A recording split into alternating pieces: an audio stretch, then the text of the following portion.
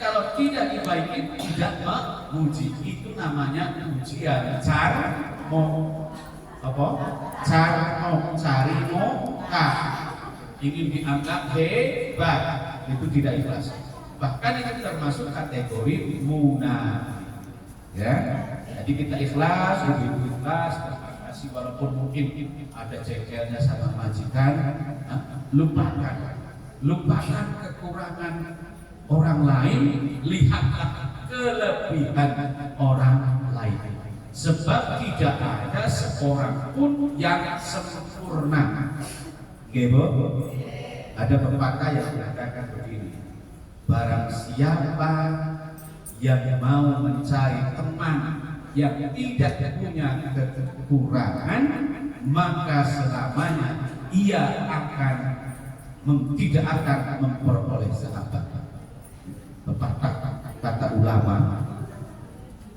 barang siapa yang mencari mantolaba akhon bila aibin, barang siapa yang mencari teman yang tidak mempunyai kekurangan, tidak punya aib, baqiya bila akhir, maka ia tidak akan pernah menemukan sahabat. Ya, itu prinsipnya di dalam bersahabat seperti itu. Kenapa? Karena setiap orang pasti punya kekurangan. Nah, tugas kita jangan menyebarkan kekurangan orang lain. Dosanya apa? Nanti di akhirat kita akan memakan bangkai daging yang disebabkan kekurangan. Gebo. Jadi satu apa tadi caranya? Mengucapkan alhamdulillah rabbil alamin dengan sungguh-sungguh. Ya, jangan terima 4.000. Berarti kalau 4.000 berapa? 8 juta. Coba sampai cari di Indonesia yang bisa menggaji sampai 8 juta sampai mencret. Kalau di kemarin itu kan saya melamar kerja minta gajinya 8 juta. Profesor saja ya sampai segitu.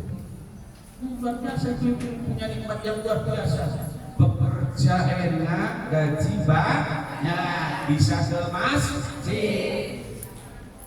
Ke masjidnya apa? Tolabul dunia dapat, akhirat kan? Oh, sempurna itu, kebahagiaan yang tiada bandingnya.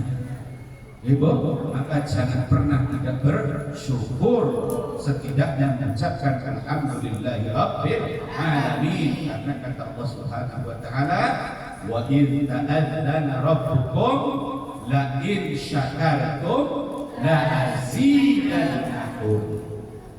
Kalau kau bersyukur, berterima kasih alhamdulillahi rabbil alamin, insyaallah akan ditambah. Ditambah nikmatnya paling tidak diterminate. Ya toh? Itu salah satu bukti ditambah nikmatnya itu adalah terus ditambah masa kerjanya. Dengan ditambah masa kerjanya, maka bertambah pula lah pendapatannya. Jadi yang disebut dengan ditambah nikmatnya itu bukan berarti gajinya naik atau kemudian mungkin dapat jodoh yang baru. Tidak harus selalu seperti itu. Yang baru maksudnya kalau sudah tidak punya, sudah bisa. Tidak, jangan berdoa sudah punya satu ya Allah mau dua. Manusia memang terus dia itu. Gitu. Cara yang kedua adalah dengan perbuatan. Kalau tadi secara lisan, cara bersyukur yang kedua adalah dengan perbuatan. Apa maksudnya? Bersyukur dengan perbuatan. Yang dimaksud dengan kita bersyukur atas nikmat, atas segala apa yang kita miliki sekarang. Yang dimiliki apa Ibu?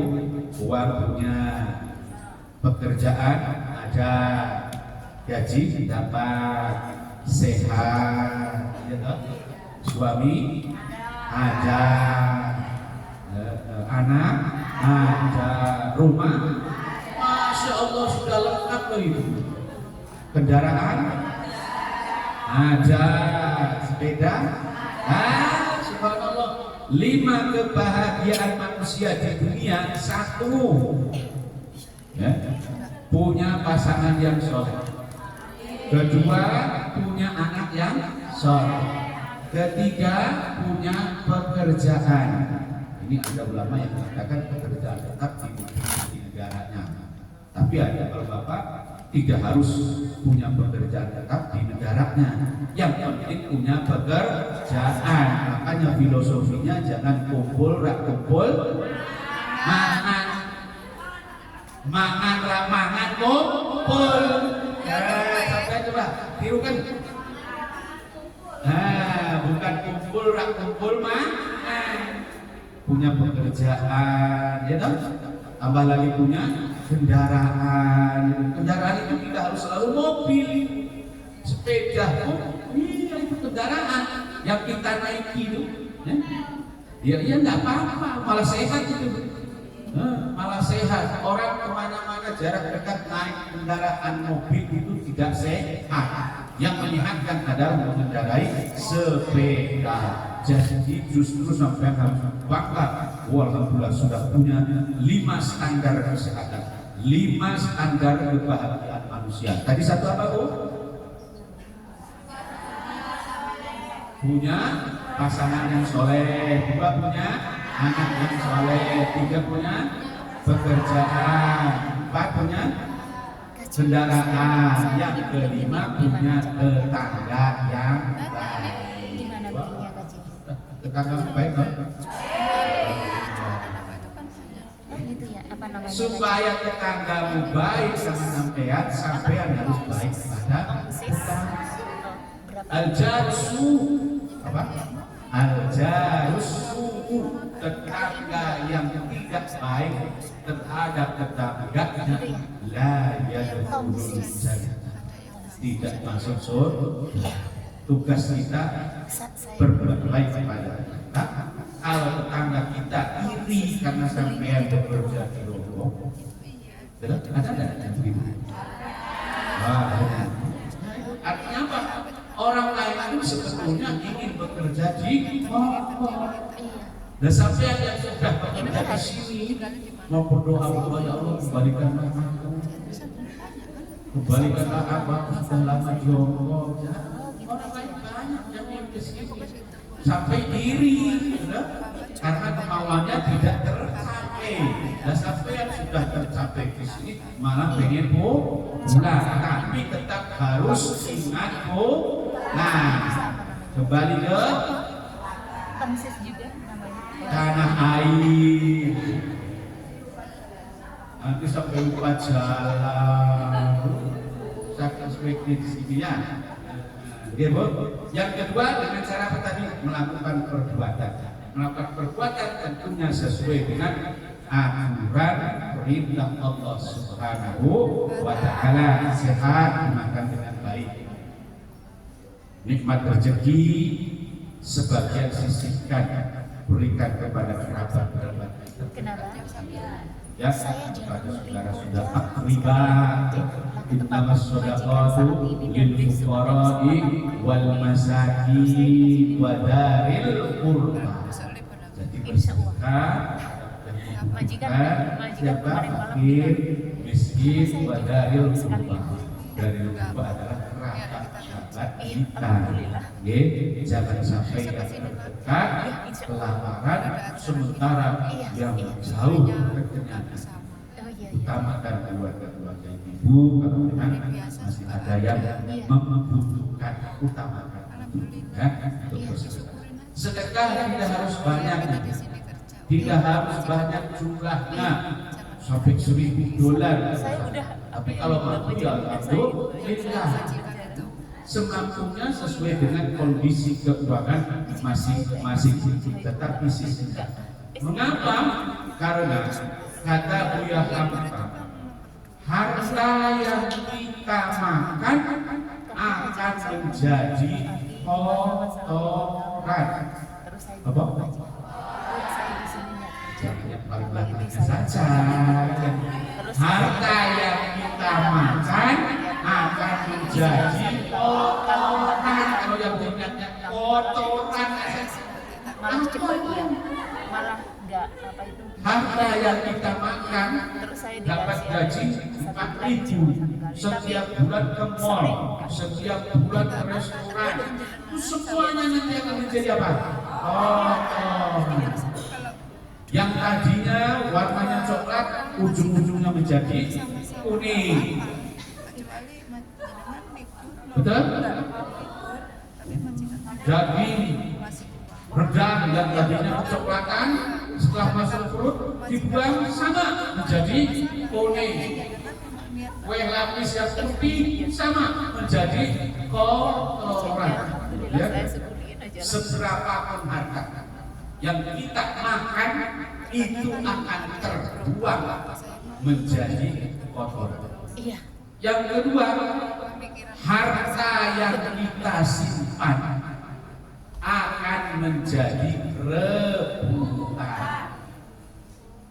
Tabungan sampean sudah berapa banyak?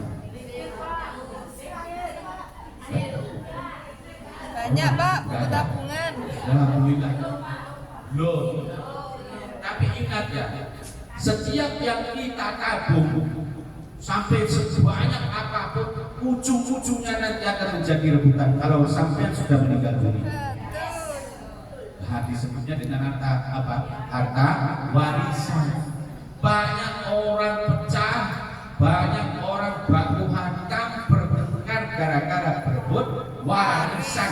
Sekecil apapun, sesedikit apapun, sebanyak apapun, warisan itu punya peluang berpotensi menimbulkan persoalan dalam keluarga. Ya, kalau gitu Ustaz tidak usah banyak warisan. Boleh juga tidak banyak warisan harta yang harus diwariskan kepada anak cucu kita adalah ilmu. Gitu? Tapi kalau kebetulan punya harta yang berlimpah, alhamdulillah. Tapi harus ada wasiat sebelum meninggal dunia. Diwasiatkan supaya tidak terjadi perebutan harta warisan. Dan sekarang sampean karena belum punya tabungan, mikirin saja dulu berwasiatnya nanti. Sekarang berpikir mengumpulkan dulu hartanya, disimpan, tapi nanti ketika akan meninggal dunia harus berpesan berwasiat. Apa wasiatnya itu? Wasiatnya bagi rata, bukan dibagi rata yang diwasiatkan itu. Gunakan harta warisan ini sesuai dengan perintah Allah Subhanahu wa Ta'ala. Jangan kemudian awas ya nanti ya anakku semuanya dapat dua dibagi rata, tidak seperti itu. Yang dianjurkan dalam berwasiat adalah gunakan harta sesuai dengan perintah dan larangan Allah Subhanahu wa Ta'ala. Sebab nanti ada di dalam kitab namanya Daqaiqul Akhbar. Apa? Daqaiqul Akhbar fil jannati wan nar. Dijelaskan di dalam kitab itu bahwa pada malam Idul Fitri ataupun Idul Adha, pada malam Rojab, pada malam Nisfu Sya'ban, dan pada setiap malam Jumat, arwah-arwah leluhur kita yang sudah meninggal dunia datang jenguk rumah anak cucunya, minta disedekahi. Ya. Minta disedekahi. Sedekahnya boleh dalam bentuk materi, boleh juga dalam bentuk doa, seperti mengirim surat Al-Fatihah minimal setiap malam Jumat. Syukur kalau ditambah dengan surat Yasin. Kalau ibu bisa mendengar, kalau ibu-ibu bisa melihat kedatangan para arwah itu, apa yang kadang-kadang dikatakan oleh mereka?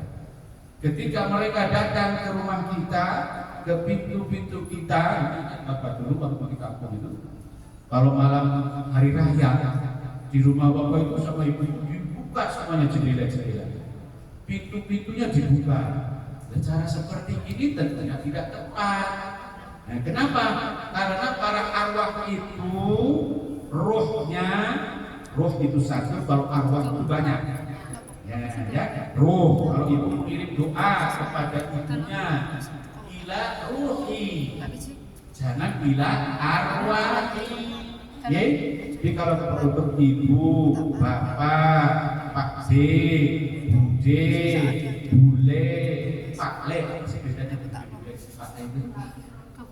Oh, laki-laki perempuan bapak nggak tahu sebetulnya, pokoknya dengan pak D, bude, pak le, pak D. Oh, kakaknya ibu. Kalau bule, kalau orang-orang kasih Indonesia suka disebut apa ya? Bule juga.